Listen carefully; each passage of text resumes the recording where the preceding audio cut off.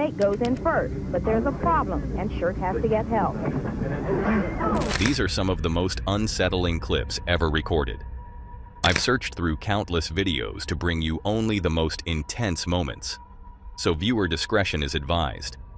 Let's start with this first terrifying encounter.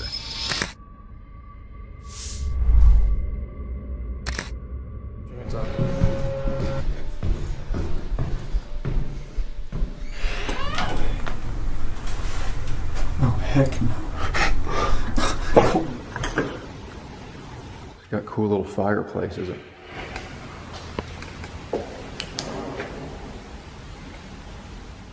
Venturing into abandoned buildings alone at night can be terrifying. But what happens when you encounter someone or something you'd rather never meet? Like this first encounter, shared by Jake, a well-known YouTuber you might recognize from his channel, Jake Ghost Hunter. For over 2 years, Jake has taken his viewers deep into the paranormal world, exploring haunted houses, abandoned buildings, and uncovering the stories hidden within them. But on this particular night, something happened that shook not only Jake and his friend, but even the police who got involved. Yeah, guys, we're going to be approaching tonight the Liberty High School. Never been investigated before.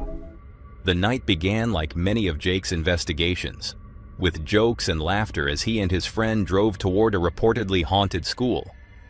Spirits were high, and none of them suspected how the night would end.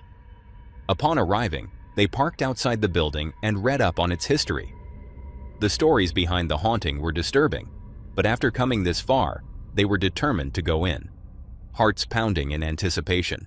Dude, this is going to be terrifying, man. Let's go to the Liberty School.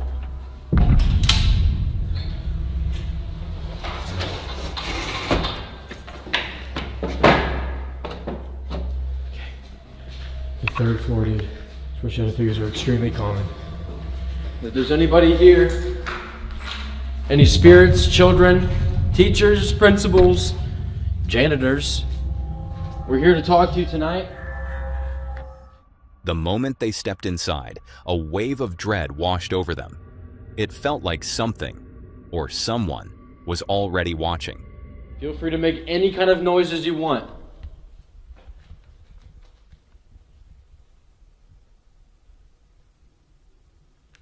Hello?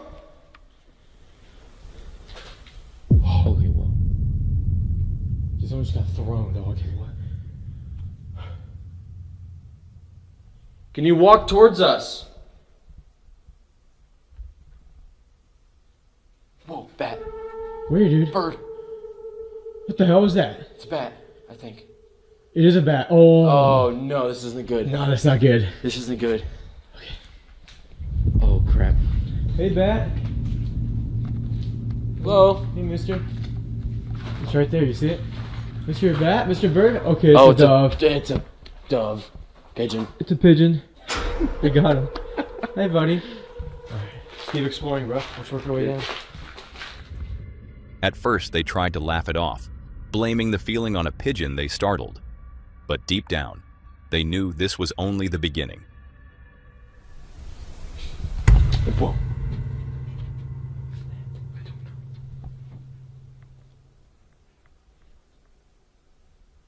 Such an eerie feeling. I don't like it. I don't either. Do we keep walking, dude? Yeah, let's just keep walking.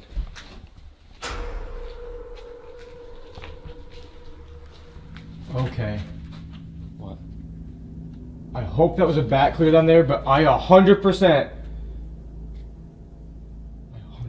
saw a black ball just go across the middle of that hallway. Dude. Yes, dude. We should go check it out. We're here to communicate.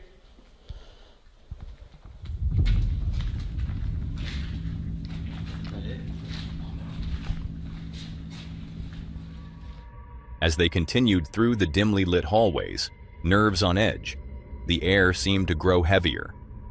They were getting closer, closer to something they couldn't explain.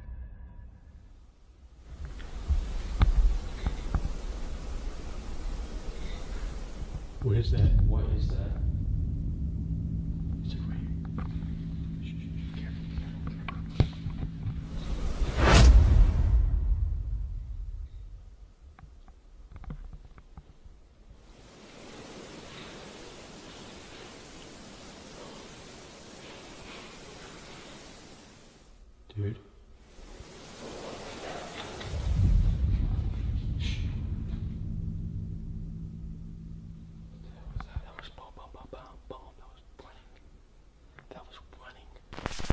Dude. I'm like frozen in fear. Make a very loud noise if you can hear us so we know we're not alone. No. Since we're getting a ton of weird things right here, let's just set up in the middle, put gear all around us, and see what happens. Okay. The REM pod just went nuts, so now it's time to see exactly what is up here with us right now. Can you go like that, bro? Again? Yeah, let me take my bag off. 3, 2, 1. Dude, it's a different vibe. Yeah, it's horrible. So guys, look at Noah's camera. That is what we're seeing right now. Can you touch that REM pod again, that red light? Touch one of our pieces of equipment. Oh. Dude! Bro, what the hell was I that? saw a ball of light right in front of me. No way. Yeah, it was like, it looked like a freaking like a plasma. Dude, what was that bang? I don't know, that was loud.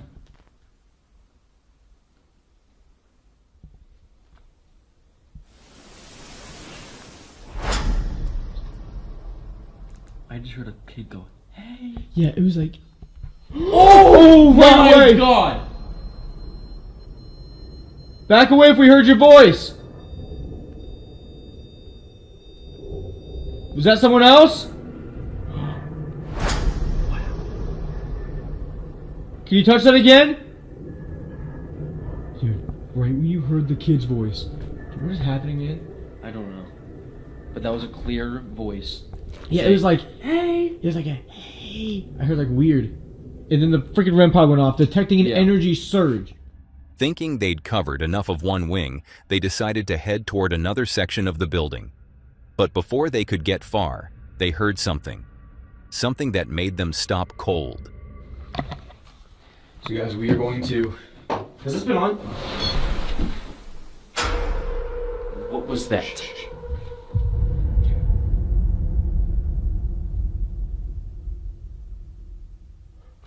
What the actual fuck was that? Right when we're in this inbox, dude. Oh my god. Hello? Oh my God. Right when we're about to go alone, dude. Wow. Dude, that sounds like one of the walls just crumbled, actually. Or the desk, dude. The story about the desk. And guess where all the desks are in the school? They're backstage in that room, dude. All the chairs. Yeah. Oh. Oh my. Oh. What's the REM pod doing? I don't know. Who just made that sound? I'm shaking so bad. What if just a boom? What if that was the front door being like pushed open because of the stick? Should we go check real quick before we do this? Dude, okay, let's go. Shh.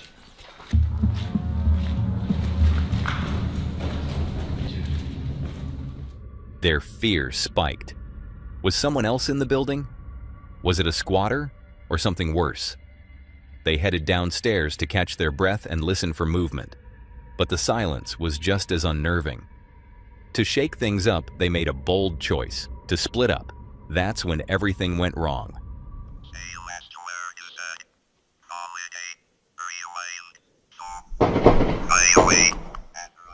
Jake! Oh my God, Jake! Was that inside? Yeah. Shh. Get down here now. Now get down here, dude. No, you come with me, bro. That was on my level. Call the cops on my phone now. Call the cops. Call the fucking cops.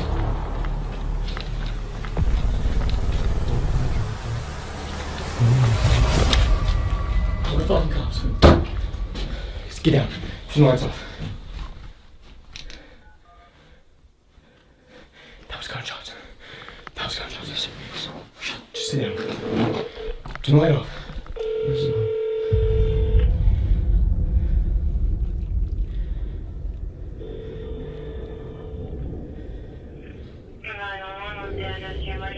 I'm at the old Liberty High School. There's shots fired. Please come here quick.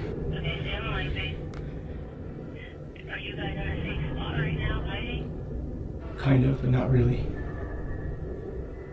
Okay. And what can you necessarily hear? I just hear them. I heard them mess with the door. Do you see anything? No, we just heard the gunshots right outside, and I ran up here, and then we hear them entering. Or it sounds like it. Okay. Where does it sound like the shots came from? Outside by on the north side.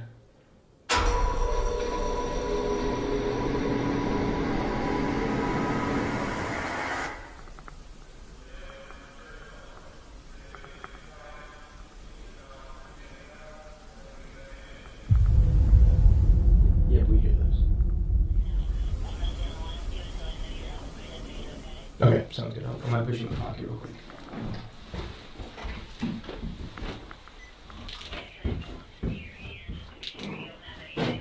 Okay.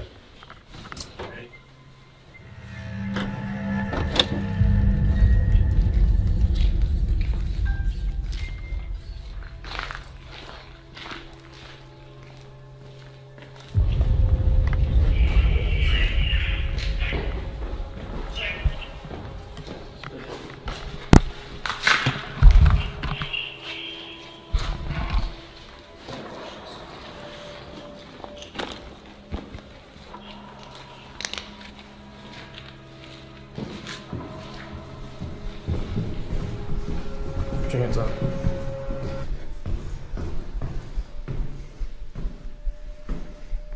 Boy, sticking it.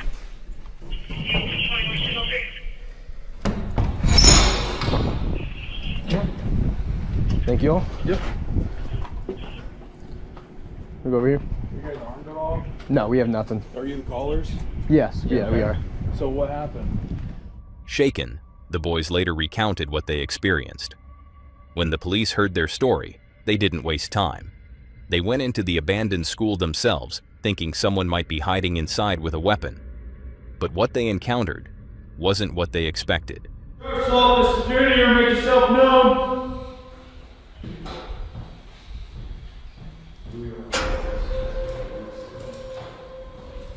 Did you?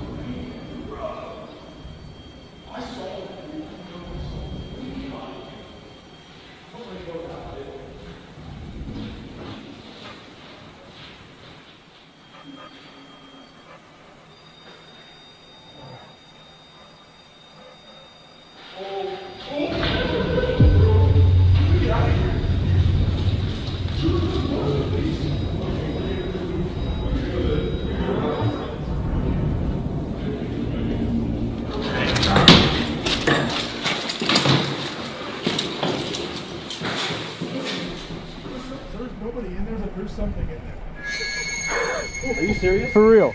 Yeah. Like, what do you mean? What? Let me just. For real? So right there on the second floor, Yes. we were looking this way. I heard pitter patter, like that, along that. What would that be? The east wall. Yeah. And then he hears it at the end of the hallway, and as I'm taking my light down, I see something go, like dark across. Are you guys dead ass? Swear. You have And then body we were cam? like, no. But we were talking about you guys. We were like, let's just black out for a second. So we went completely black in there, and all of a sudden we heard movement behind us, and we just ran. For real? Because there's nobody in there. Okay. Moments later, the officers were seen sprinting out of the building, visibly shaken, their faces pale. They insisted the building was empty, but if no one was inside, what terrified them so badly? Whatever they saw left a lasting mark, not just on the ghost hunters, but on trained police officers who had no reason to believe in the paranormal until that night. So the question remains, did they come face to face with something unexplainable? You be the judge.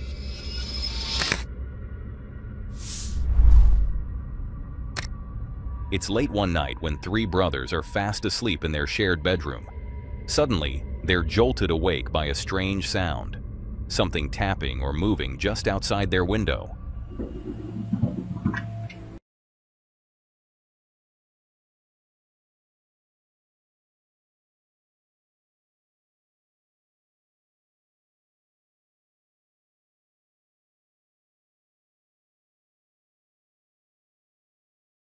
Bro, it's coming from my finger. But it's hot. No, germ. I don't care. No.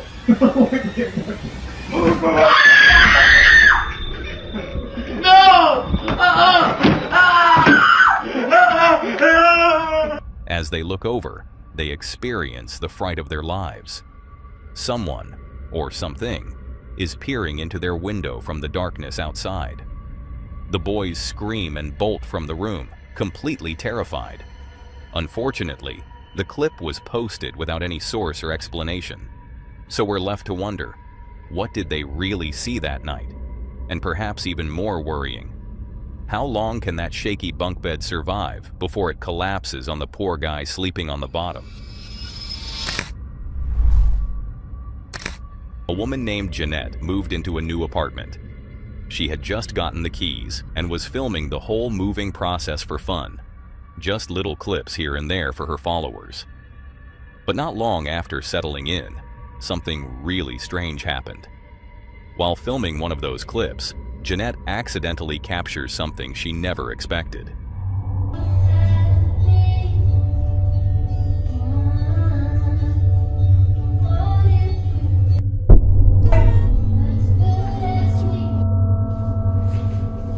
Can I help you? Remember? We're friends. No, I don't remember. Please get out of my apartment. Please get out of my apartment. Please get out of my apartment. A man suddenly walks into her apartment. Jeanette doesn't recognize him, and it seems like he just wandered in after noticing the door was left unlocked. Now, we don't know if police ended up catching him, but that's not even the part viewers are talking about. What really caught people off guard is what happens right before the man enters the apartment. If you look closely, the door appears to open on its own, right as Jeanette is walking toward it. She didn't even notice this until later, when her viewers pointed it out in the comments. Okay, update.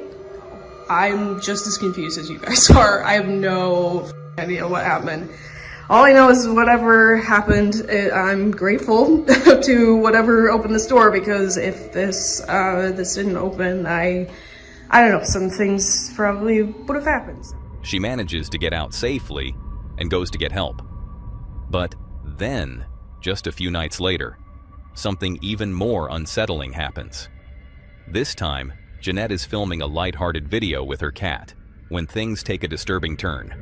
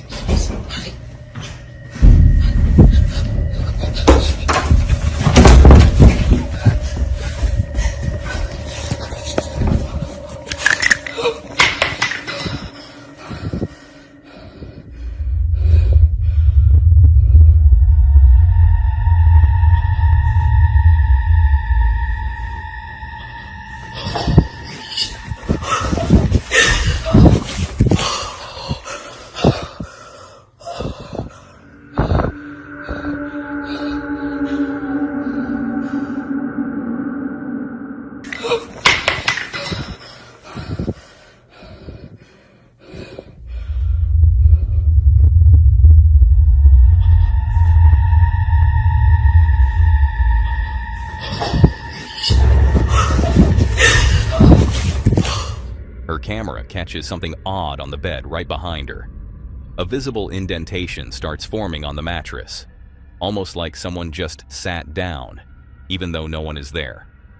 A few seconds later, another imprint appears, right next to the first one. That's when Jeanette realizes what's happening and quietly backs away into the corner of the room. The video keeps rolling, and from where she's standing, you can barely make out what's happening on the bed. But there's a moment where a small, dark shape, or maybe just a shadow, seems to appear for a second. Jeanette's completely freaked out and calls the police. She ends up spending the night at her neighbor's place with her cat.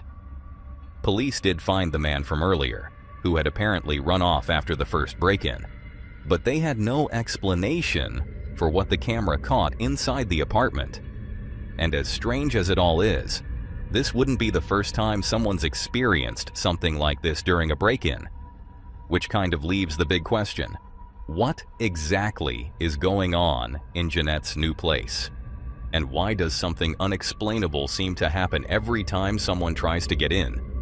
She's still posting videos about her move, and luckily, there haven't been any more intrusions since then. But for now, the whole thing remains a mystery. Let me know what you think.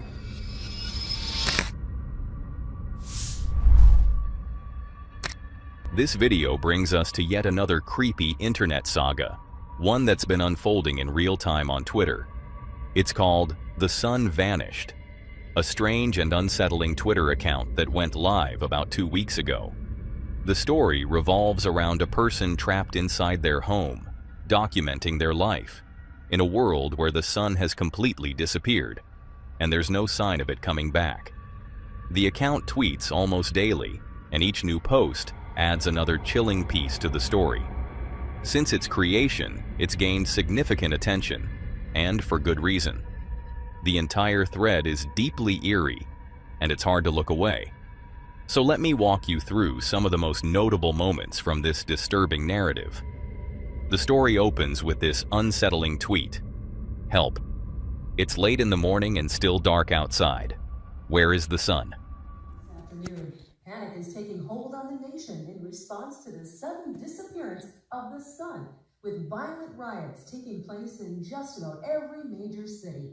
We are receiving an influx of reports of ransacking and looting from New York, Chicago, Los Angeles, Dallas, and Washington, D.C., with hundreds more isolated incidents coming in hourly. The president made a public statement this morning urging people to remain calm and stay in their homes. Meanwhile, experts are claiming this phenomenon to be an event similar to New England's Dark Day in 1780, and that things will return. From there, things quickly spiral. The power keeps going out and I keep hearing noises outside, sometimes far away, sometimes close.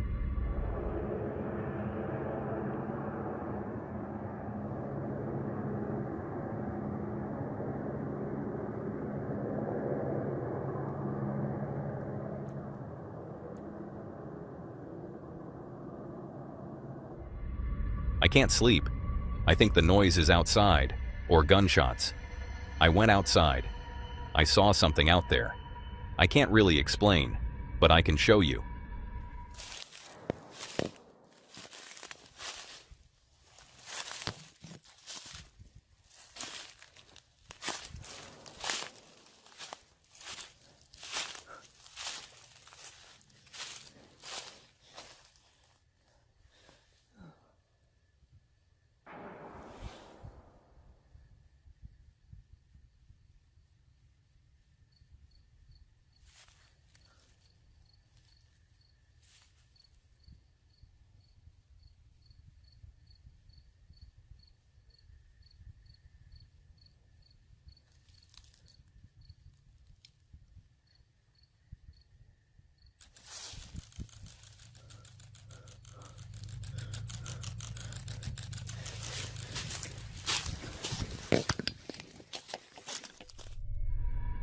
Something just flew over my house.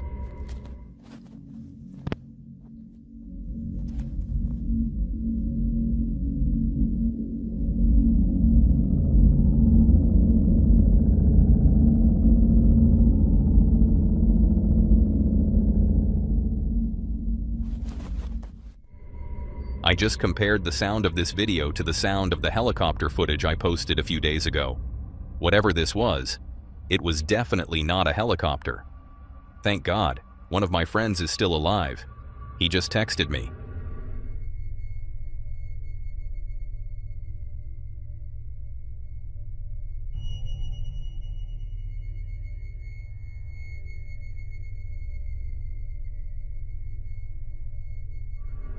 Now we have another problem. This guy's been standing completely still, with his back toward me.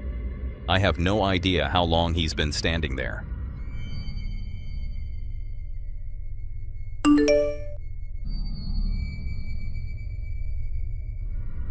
Whoever was standing outside is gone now.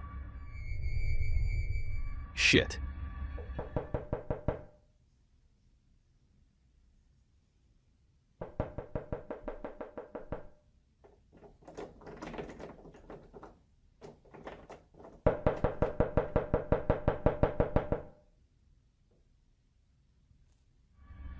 Someone screaming outside.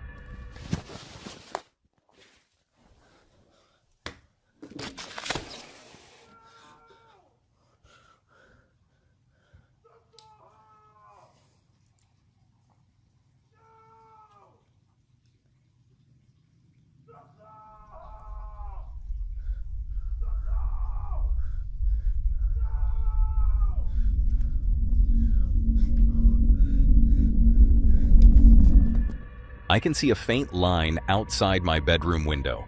I'm going downstairs to check it out.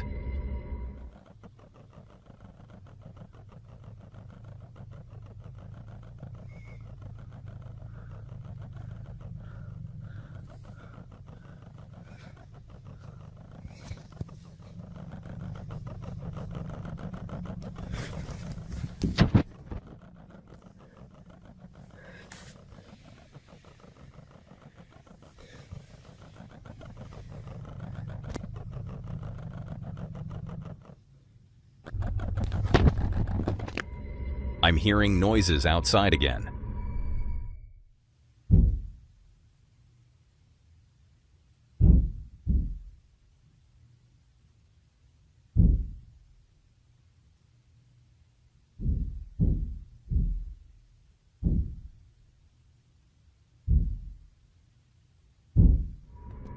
And then one of the most terrifying moments in the thread. I swear to God, it sounds like someone's banging on my door. But there's no way in hell I'm going downstairs to check. It got in. I don't know how it got in, but I'm hiding.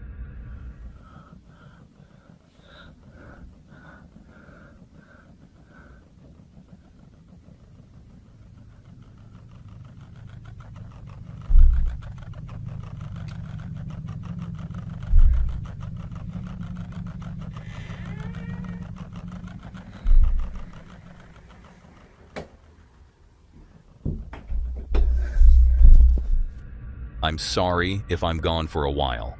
I have to stay hidden and keep my phone off. It produces light. I am so sorry. And with that, the account went silent. Of course, by the time this video is published, more may have played out on the account. And if you do decide to check it out for yourself, I strongly suggest you leave the lights on, because the creator of this account definitely isn't. Have you ever been fascinated by the mysterious legends of the East? Among the most haunting of them all is the Chinese Ghost Festival, a chilling event that takes place every year on the 15th day of the 7th lunar month. It's believed that on this day, the gates of the underworld open, and spirits are free to roam the human world. Some come to reunite with loved ones, others to settle unfinished business. And YouTuber Xiaolong decided to test the legend for himself. It's March 21st, 2024, a cold winter evening. Xiaolong ventures out alone to a forest in China that locals say is cursed.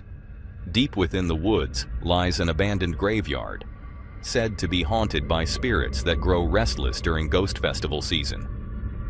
With his gear packed, he treks for 15 minutes into the darkness, finally arriving at the forgotten burial site. 发现个问题没？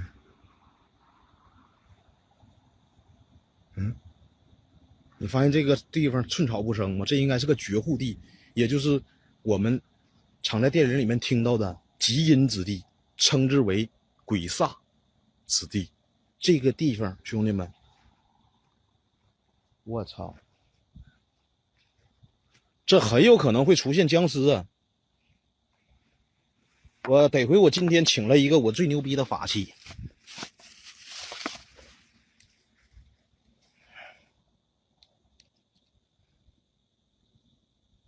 纯纯的桃木剑，兄弟们，这个真是开过光的，不要俩笑话我啊！纯纯桃木剑啊，兄弟们。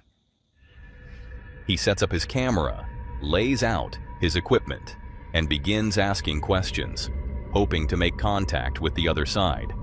And then, something happens. 辣我给你吹了，有能耐你就出来，没能耐我下班。今天我也差不多了，因为平台给我卡个 B 型。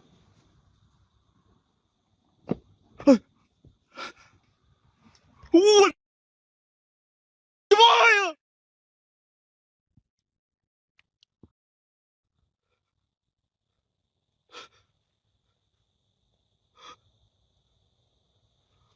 我操你妈！我操！我的妈！我操！3 footsteps appear in the sand, but no one can be seen on camera. Did Xiaolong disturb a dark entity? He doesn't wait to find out. He grabs his gear and runs.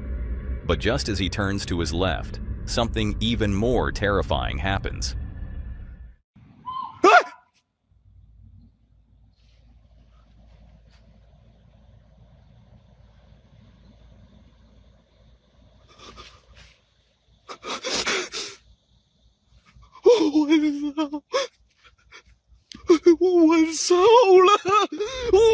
He freezes. The footage glitches. And then, the video cuts off. There's been no update since. So, the question remains. Did Xiaolong really capture something paranormal on camera during the Ghost Festival? Or was it all an elaborate hoax for views? You decide.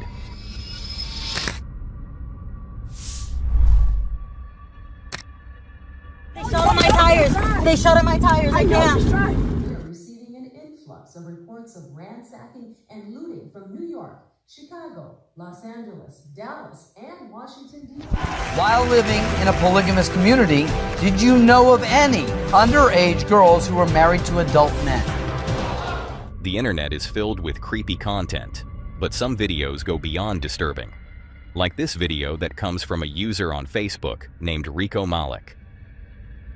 In his post, Rico wrote that he doesn't normally post on Facebook, but this time was different. In his own words, "This is a true action and awareness post. This is very hard to watch. It hit very close to home, as I've been in this situation before. This was my 19-year-old niece coming home late last night in Converse, Texas, to some home invaders in her bushes. Now, just pay attention to the recklessness our society has come to. Get this to media. These guys were out to murder anything moving last night, and they have to be dealt with. This is to be treated as if they murdered everyone in that car." Along with this warning, Rico included a video. And in that video, we can clearly see a man hiding behind a tree outside a house, waiting. According to Rico, the people in the car, his niece and others, had just pulled up to their mom's house. She was asleep inside. After spotting something suspicious, they stayed in the car and called the police. But what happened next took a very dark turn.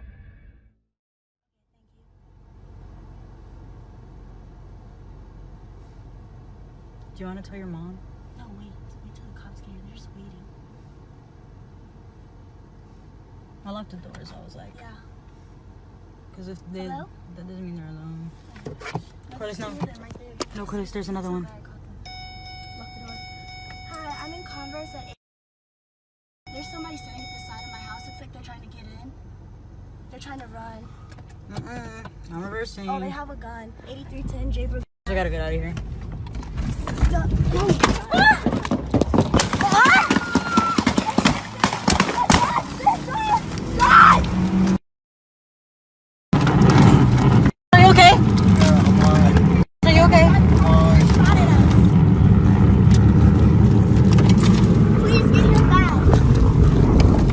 They shot on my tires. Drive fast. They shot on my tires. They shot on my tires. I can't. Drive. Turn your lights off. Turn your lights off. Drive. Get down. Get down. Get down.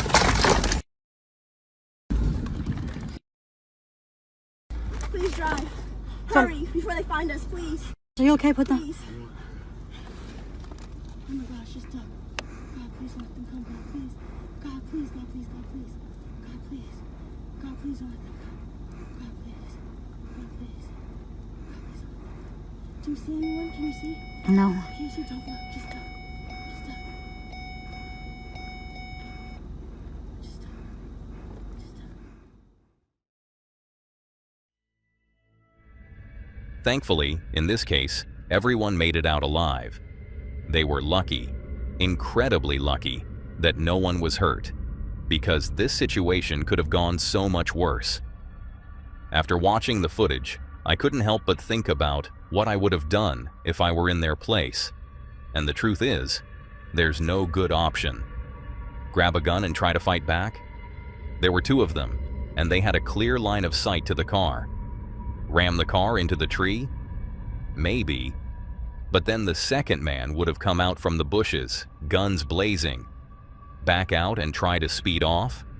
Even then, they could have opened fire, simply because they could. Just the thought of lying in a dark box, underground, slowly running out of air, it's a fear that taps into something primal. But for some, that fear wasn't something to avoid. It was something to turn into a spectacle, a challenge. The most famous person to ever try it? Harry Houdini. The legendary escape artist made several attempts at the buried alive stunt. The first time, he was placed in a casket and buried under 6 feet of dirt.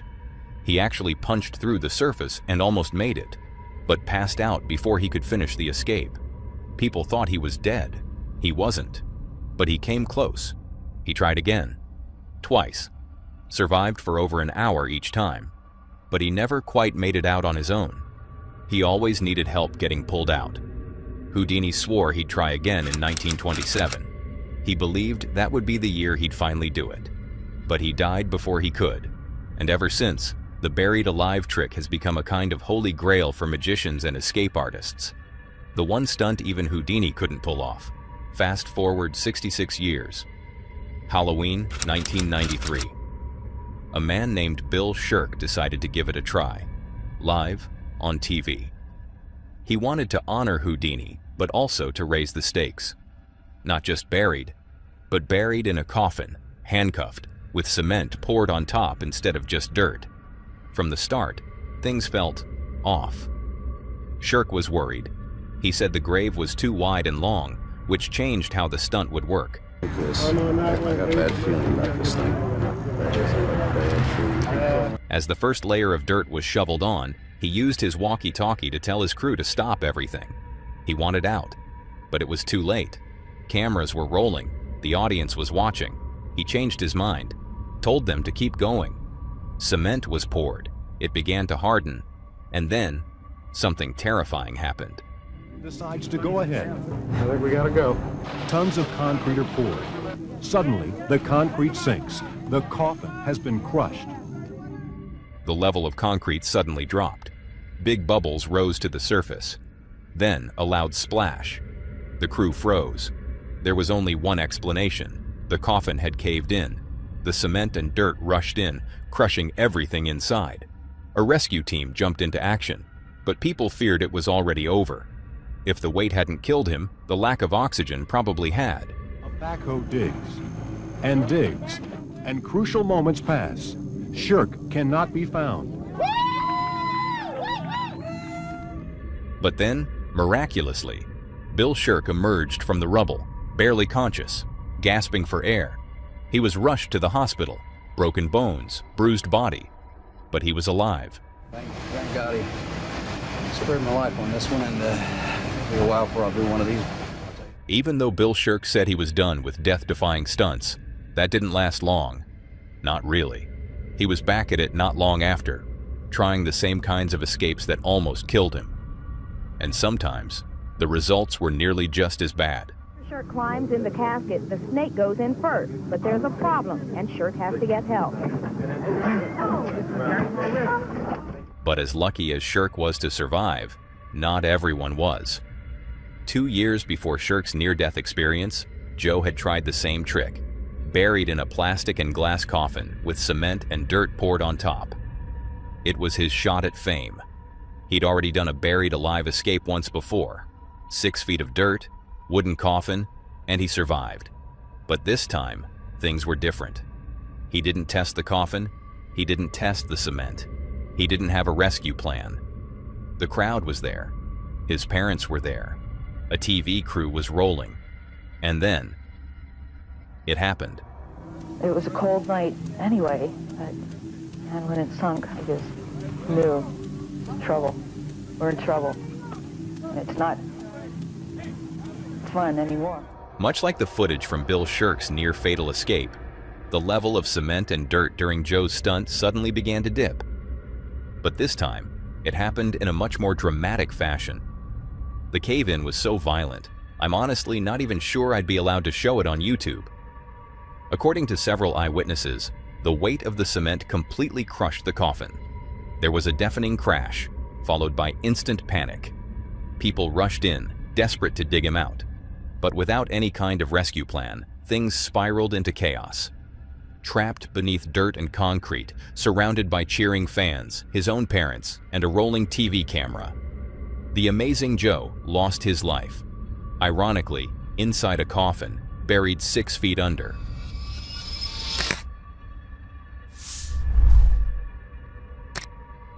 When it comes to television moments that leave a lasting impact, few have ever struck as deeply as the story of Donald Herbert. A segment aired on 60 Minutes would turn what first seemed like a quiet medical tragedy into one of the most heartbreaking resurgences ever broadcast. It all began just after Christmas in 1995 in Buffalo, New York. Herbert, a firefighter, was responding to a house fire. While standing on the roof, attempting to extinguish the blaze, the structure beneath him suddenly collapsed. He plummeted into the attic and became trapped in the thick smoke. He was stuck inside for 6 minutes, without air, without a chance to escape. When rescuers finally pulled him out, the damage was already done. He had survived, but his brain had gone far too long without oxygen. The result was devastating. In the months that followed, Herbert entered a minimally conscious state. He couldn't eat on his own. He couldn't breathe without assistance. He couldn't recognize the world around him. He was placed in a nursing home, sustained only by a feeding tube. Years passed, and slowly, the world moved on. By all appearances, Donald was gone, alive in body, but not in mind.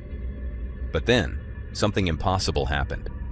On April 20th, 2005, nearly a decade later, Donald suddenly regained consciousness.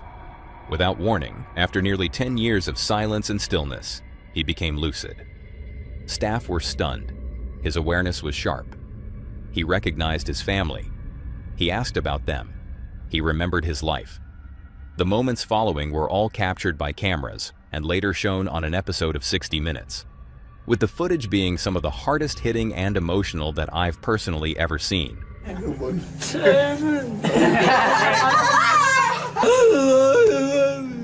How long have I been gone? Quite a while, pal.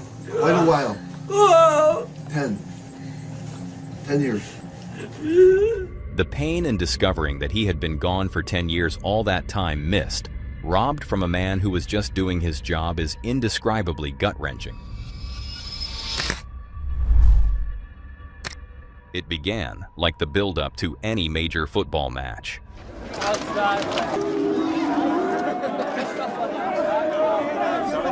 April 15th, 1989. Liverpool was set to face Nottingham Forest in the FA Cup semi-final at Hillsborough Stadium in Sheffield. The sun was out, fans were buzzing, and anticipation hung thick in the air. For many, it was meant to be the perfect football Saturday. By 2:24 p.m., Liverpool fans had begun arriving in large numbers. The footage shows supporters making their way on foot from the station to the stadium. Kickoff was just 30 minutes away. The crowd was funneling into the Leppings Lane end of the stadium, an area designated for Liverpool fans. There, the entrance to the standing terrace was already overwhelmed, with tightly packed fans queuing at the turnstiles.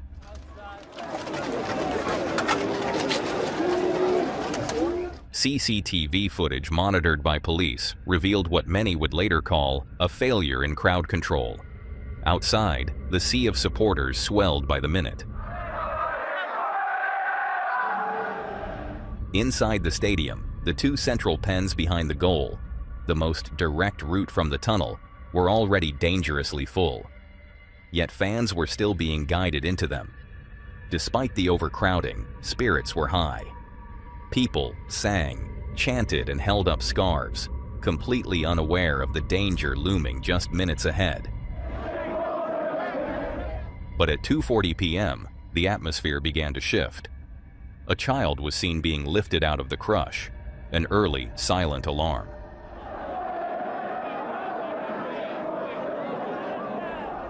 Superintendent Roger Marshall, the senior police officer managing the crowd outside the ground, began to worry. He would later testify that he feared fatalities could occur. What happened next became the most critical and controversial decision of the day. By 2:52 p.m., with kickoff drawing near and thousands still outside, police gave the order to open Gate C, an exit gate never meant to serve as an entrance. In just 5 minutes, 2,000 fans surged into the stadium through that gate.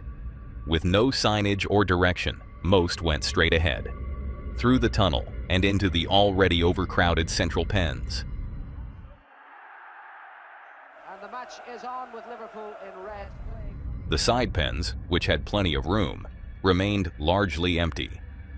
At 3 p.m., the match kicked off, but it was immediately clear something was wrong. Behind the Liverpool goal, fans were screaming, not in celebration, but in panic. Some had begun climbing the perimeter fencing, gasping for air, while others were being pressed up against metal barriers.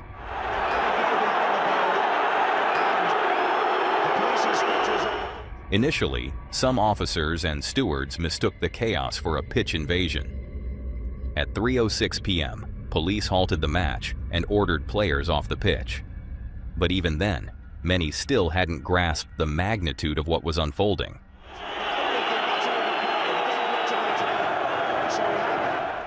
It wasn't until 3:12 p.m. that the first medic, a volunteer from St. John's Ambulance, climbed the fence onto the terrace. By then, it was too late for many. People were dying, crushed against barriers with no escape. Some supporters were so desperate, they tore down advertising boards to use as makeshift stretchers. Others tried resuscitating strangers. The scene turned from confusion to chaos to tragedy. At 3:16 p.m., the first ambulance finally made it onto the pitch. But for 96 fans, the help had come too late. They were brothers, sisters, fathers, daughters, families that went to watch a football match and never came home. Today, outside Anfield Stadium, an eternal flame burns in memory of the 97th. Their names are etched in stone, their legacy carried forward by a community that refused to be silenced. It's a sad and harsh reality that danger can strike when you least expect it.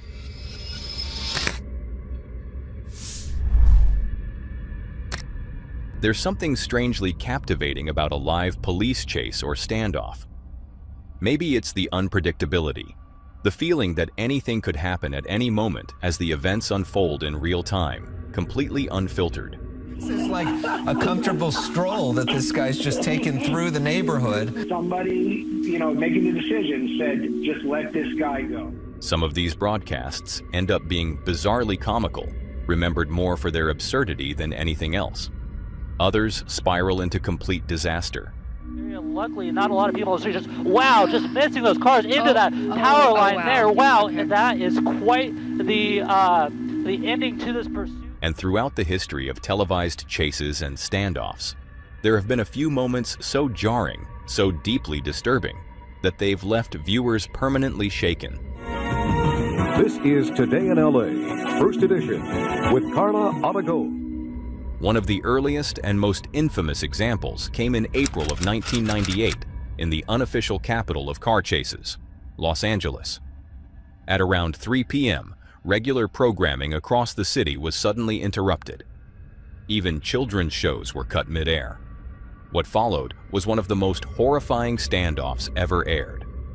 Daniel V. Jones, a 40-year-old man with a long battle against illness, had parked his truck on the Harbor Freeway. He exited the vehicle, calmly laid down a homemade banner that read, "HMOs are in it for the money. Live free, love safe or die," and stood in view of circling news helicopters. Daniel had been diagnosed with cancer and more recently, HIV, something he reportedly blamed himself for. But his growing frustration was directed at health maintenance organizations, or HMOs. In an earlier 911 call, he criticized the industry for prioritizing profits over people, and now, standing alone on a freeway overpass, he was ready to make a statement, one that would unfold in front of a live national audience. With his dog beside him, Daniel climbed back into his truck, lit a Molotov cocktail, and set the vehicle on fire. Cameras never looked away. Viewers watched in horror as he emerged moments later, severely burned, stumbling. And then, without hesitation, he raised a shotgun and ended his life in full view of the world. Children watching after-school cartoons saw it happen. The backlash was immediate. The public was outraged. News outlets were forced to defend their decisions. But in truth, it was already too late. The damage was done.